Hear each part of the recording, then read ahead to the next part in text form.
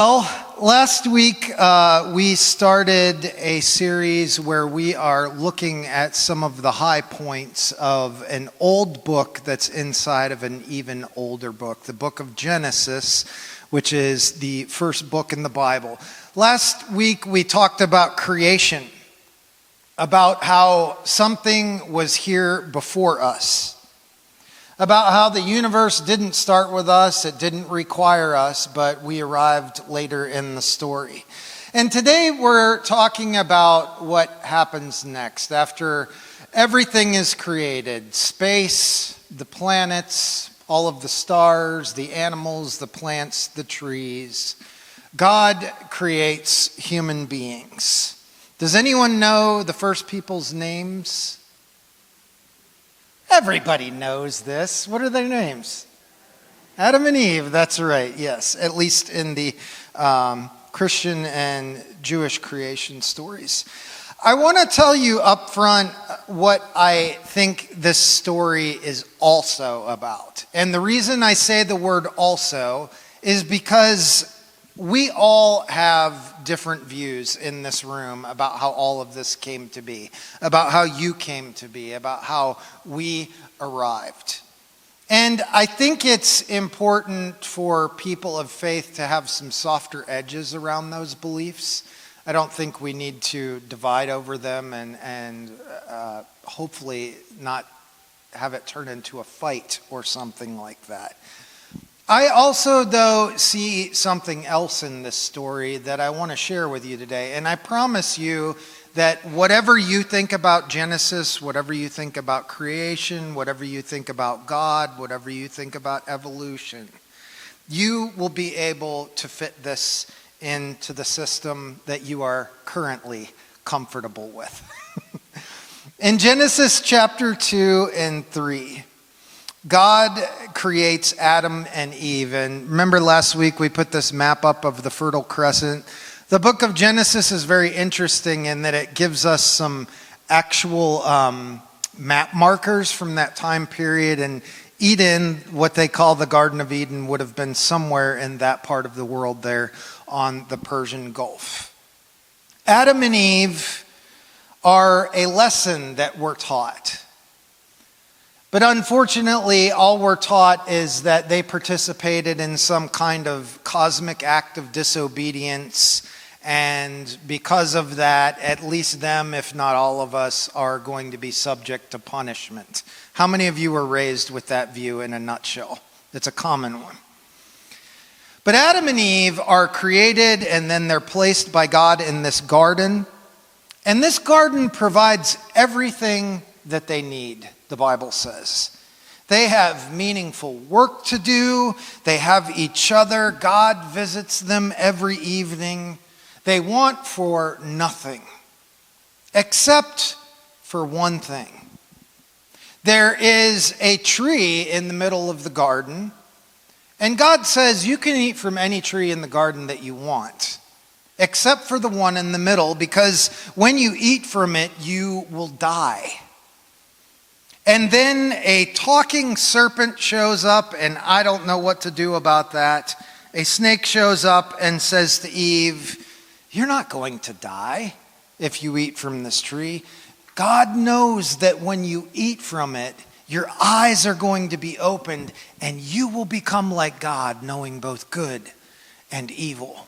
And so Eve takes the fruit, and she eats it, and she gives some to Adam, and he eats it. And then their eyes are opened, as God said. And they realize for the first time that they're not wearing any clothes. Could you imagine that?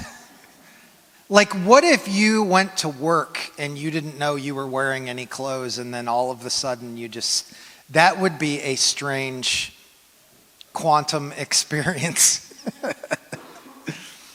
They realize they're naked, and for the first time ever, they experience this emotion, this sense, this feeling called shame. They've never had that feeling before. They experience fear for the first time. And for some reason, they feel the compulsion to hide. And God comes looking for them, walking through the garden saying, "Where are you?" And he finds them and he asks them what happened, and the truth comes out. And so God lays out their consequences. They're going to have to leave the garden. But before they go, he makes clothes for them. That's interesting, isn't it? That is the story of Adam and Eve in a nutshell, and there's more to it that we'll get into in the coming weeks, but that's the big part of it. And here's the question I want to ask you that changes everything, that reveals a layer of this story that we often don't see because we want Genesis to either be a book of science or a book of myth. We don't want it to fall somewhere in between. The question that changes everything is that why do we assume, and we do, all of us do, why do we assume that Adam and Eve were fully grown European adults and not more like teenagers, European white adults? What if this, among many things, is also a story about that moment that we all reach in our adolescence, where we think we're ready for something and we're not, but our parents tolerate it anyway? God says, when you eat from the tree, you will die. He doesn't say, I'm going to kill you as punishment. No, he says, this will kill you, though. It's like telling a child, honey, would you please not put explosives in your mouth and light them? You could lose your neck, maybe possibly your whole head. Would you please not do that? It's not a threat. It's the care and concern of God, trying to protect them from something. Why? Because let me tell you what the problem with human life is. We know the difference between good and evil. And everything in your life that torments you, that nags at you, that makes you feel despair, that is because you are a being who holds the knowledge of good and evil. And that is a weight. I'm not all too sure that it was a weight that God ever intended for human beings to carry, because we don't carry it well, do we? The knowledge of good and evil wasn't just them getting some more information. It was when the blinders came off and they saw the world that God created for what it is, a place of extreme moral complexity. Knowing that you have the ability to hurt others and be hurt by others. The exhausting responsibility of deciding what's right and what's wrong in a world that's going to tell you that everything that you think is right is wrong. God wasn't hoarding knowledge from them. He was protecting them. But the serpent promised. The serpent asked, don't you know there's more you could have? Don't you know there's more than this? I think God is holding out on you. Every one of us has believed this same lie at some point in our lives. I can handle this. I don't need help. I know better. I don't need a set of rules. I'm ready for anything that the world can throw at me. I want to leave the garden. I'm ready to go. My little boy, who is not so little, which is very hard for me to watch. He's growing up. He's 10. And he's having one of the very first experiences he's ever had in his life. One of the girls at school asked him to the dance. And he is feeling conflicted about this because he needs to give her an answer, but he doesn't really have feelings about dances or girls yet. And so we're in the car the other day, and I heard his game turn off on his phone. And he said, "Dad?" I said, "Yeah." And he said, "So I don't know how to talk to you about this, but somebody asked me to the dance at school." And he was so nervous while he was asking me about it. And he was hoping I could offer some advice about how to have a conversation with this girl who asked him to go and what it all meant. And when he asked me, he was so sweet about it, but he was also so serious. It's like he was discussing the end of the world or something. And I think he thought it was going to catch me off guard. And while he's qualifying his statements and couching them and hedging, I was thinking to myself, why is he over-explaining this? Does he not know that I've been on the planet for almost 50 years? Does he not know that I went to school and went to dances, and I never understood girls then, and I don't understand them now? But he's trying so hard to be grown up. Because everyone around him, the culture, his friends, his acquaintances, they all are putting forth this idea that you need to do this, you need to get on to the next thing, you need to grow up. And I would just rather have him stay between 5 and 6 years old forever, when he used to run to the door to greet me and when he came unglued when I had to go. I want that forever, just on a loop. But I know that's not how it works. He has to grow up. He has to push me away. He has to question me. He has to experience the self-deception of believing he can do it all by himself, even when he can't, even when it hurts him. Why? Because that is how human beings grow. And if you can look into this story and tell me that's not there, I don't know what story you're looking at.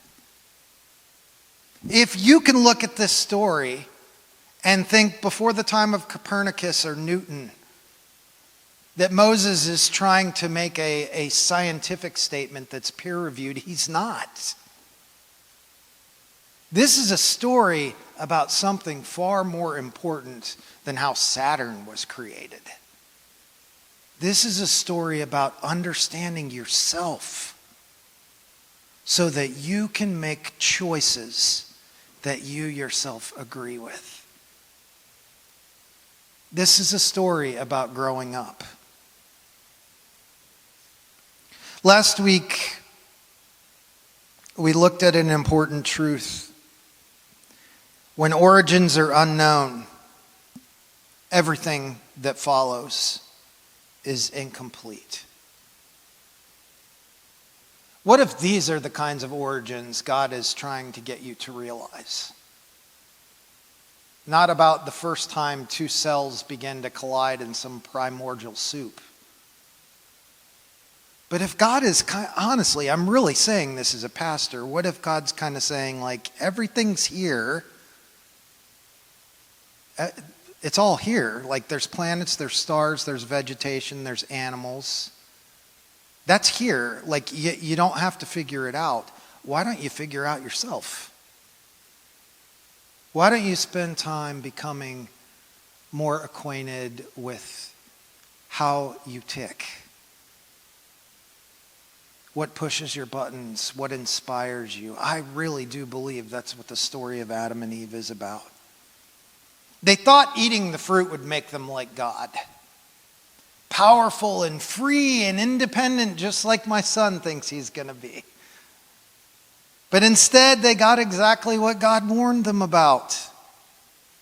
They had their eyes open, and for the very first time, they saw the world that God sees, with shame and fear and regret and envy and beauty and love. This is what everyone must learn. If we don't know where we came from, we'll never know where we're going. We insist on independence, but eventually we learn that what we needed, we already had as soon as we took our first breath. Maybe you are in your life this morning and you are trying so hard to prove to the people in your life that you're not slipping, that you can handle this, that you don't need anybody's help. Maybe you're a person who carries around the moral weight of every single decision, every failure, every time you've hurt someone or hurt yourself, and you're just exhausted. This story is not here to tell you how awful you are for wanting to eat from the tree. It's here to tell you that God knew you would. He knows, He sees, He understands. And He comes looking for you and He makes you a set of new clothes. As you go out into your life this week, here's a statement I want you to remember. Growing up doesn't mean you stop needing God. It means you finally understand how much you always did. Jesus said in the New Testament that in order to become part of the kingdom of heaven, we need to change and become like what? Adults? Professionals? No, he said we need to become like little children. What if that's what's going on in the Adam and Eve story? What if they grew up and that's okay? In the coming weeks, we will look at how the lineage of Adam and Eve populates the entire known world of the time, and how these collective groups of people make decisions together and what it causes. And my hope and my prayer for us as we listen to these weighty words from Genesis, these big stories, these big myths, my hope is that you would feel more simplified and less complex. My hope is that you would know that behind all of this is a God that loves you, that's trying to work in your life, and there's really nothing you can do to screw that up. You can just make it easier or harder for yourself in the process. A God that is with us, that is watching over humanity always, even when it doesn't make sense. A God that understands where every decision leads, and who always has a plan, like GPS, trying to get us back to our destination. That is what God always is. And I pray we see that. Let's pray.